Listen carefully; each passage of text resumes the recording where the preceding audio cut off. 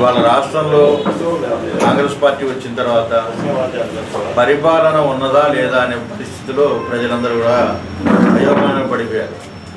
ఎందుకంటే బడ్జెట్ మనం చూసిన తర్వాత ఆ బడ్జెట్లో డబుల్ బెడ్రూమ్ హౌసులు కానీ లేకపోతే 5 లక్షల రూపాయల స్కీమ్ కానీ అసలు ఉన్నదా లేదా, ప్రజలందరికీ వాళ్ళు వాగ్దానం చేసిన ప్రకారం ప్రజలందరికీ ఆ ఇల్లు ఇస్తారా ఎవరు అనేది పెద్ద ఆలోచన. సంక్షేమ పథకాలనే పూర్తిగా మర్చిపోయి బడ్జెట్ని ప్రవేశపెట్టారు.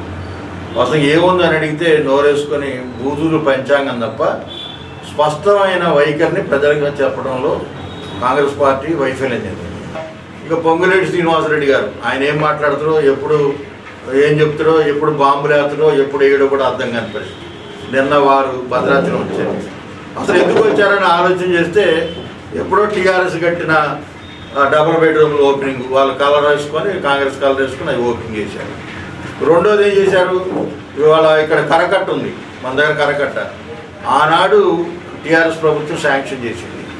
దానికి ఇంతవరకు రూపాయి నిధులు వెచ్చించలేదు. వాళ్ళు ఇచ్చిన డబ్బులు తప్ప ఆ ఇచ్చిన దాంట్లో కూడా దానికి దీనికి వాడి ఇప్పుడు అది సగంలో ఆగిపోయింది, అసంతృప్తిగా మిగిలిపోయింది కరకట్ట. అదేవిధంగా చూస్తే ఇంకా మన ఇప్పుడు పంచాయతీ వాళ్ళు యాడ్ పెట్టారు అక్కడ డంపింగ్ యార్డ్. వాస్తవంగా డంపింగ్ యార్డ్ ఎవరు పెట్టారు, దానికి ఎవరు డబ్బులు ఇచ్చారు? కేసీఆర్ ప్రభుత్వంలో డబ్బులు వచ్చింది. అది ఆ డంపింగ్ యార్డ్ చూసింది కూడా అప్పుడు దాన్ని ఓపెన్ చేశాడు. అంటే ఆయన ఏం ఘనకార్యం చేయడానికి వచ్చాడు? ఆ డంపింగ్ యార్డు ఆ డబుల్ బెడ్రూమ్లో ఓపెన్ చేసి ఇది మా ప్రభుత్వం ఇచ్చిన చెప్పుకోవడానికి తెలుసు. దానికి సిగ్గుపడాలి. వాస్తవం చెప్పాలంటే ఒక మంత్రి, రెవెన్యూ మంత్రి, ఆయన సిగ్గుపడాల్సిన అవసరం. అదేవిధంగా రోడ్డు భవనాలు ఎట్లున్నాయంటే వెంకటాపురంలో ఒక బ్రిడ్జి కూలిపోయింది, దానికి అతిగతి లేదు. వాస్తవంగా మెయిన్ రోడ్డు అది, ఎటు నుంచి అటు వరంగల్ నుంచి రావాలన్నా, ఇటు భోపాలపట్నం నుంచి రావాలన్నా, ఇటు నుంచి రావాలన్నా అది మెయిన్ రోడ్డు. అట్లా ఇక్కడికి వస్తే తూరుబాక మనకి 9 కిలోమీటర్లు కూడా ఉంటూ ఉంటుంది. ఆ తూరుబాక బ్రిడ్జి కూడా కూలిపోయింది. అక్కడ 7 మనుషులు చచ్చిపోయారు. దాన్ని పట్టించుకున్న దాఖలాలు లేవు. డైవర్షన్ రోడ్ ఇచ్చారు.